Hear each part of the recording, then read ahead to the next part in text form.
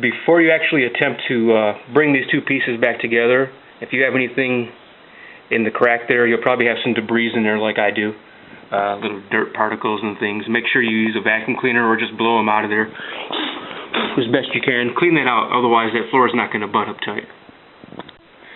Alright, if you're viewing this video, you probably have the problem I have on my laminate flooring in different areas, from the floor being a little bit uneven, are these gaps. And I got them in different areas in the dining room here, then I have them up in the master bedroom as well. And then so I've tried some different tactics like kicking it back with a tennis shoe. Marginal success with that, just really wasn't effective. And then so I'm trying something different today. I went online and I purchased this suction cup device here. These are actually made for picking up cupboards and things like that. And here's, so you can find it online, handle on demand. And that's what it looks like right there. So here's what I'm going to try. I'm going to put this, and I haven't tried this yet, so I don't even know if it's going to work. If it doesn't work, obviously I won't upload the video. But I'm going to put that right on the laminate flooring here. Press down, get a suction. And I've got this rubber mallet I picked up at the hardware store, because this is made out of plastic, so I think a steel hammer would probably break it. And I've also got some wood glue here. What I'm thinking about doing is putting a little bit of wood glue in the seam, so that way in the future if it expands somewhat, maybe back here at the quarter round, it'll slide back and forth so that I don't actually see it. It'll be tucked behind that. So first I want to see if this actually closes the gap before I put any glue on there. So let's hit this, see what that does. Oh yeah, look at that. Closed it right up too. Get that back open. Yeah, a little gap on there again, so let's try this. Ooh. Yeah, don't put that much glue on there.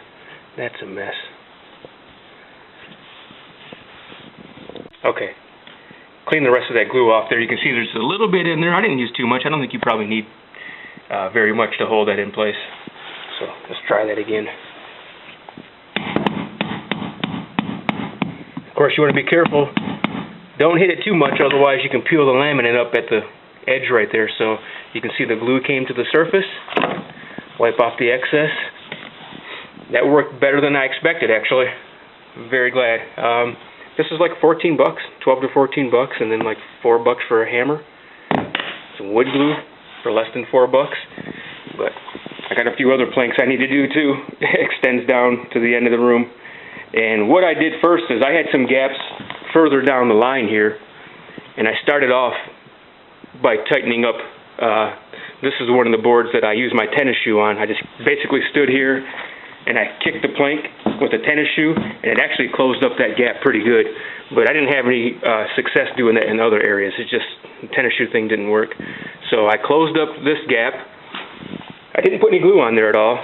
I came down with my tennis shoe, closed up the second gap, and then I was left with that larger gap at the end, right before the baseboard and the quarter round. That's the one I'm using the suction cup on. So I'm going to go throughout, and I'm going to do all of them. In this room, there's probably about 8, and then up in the master bedroom there's about probably the same.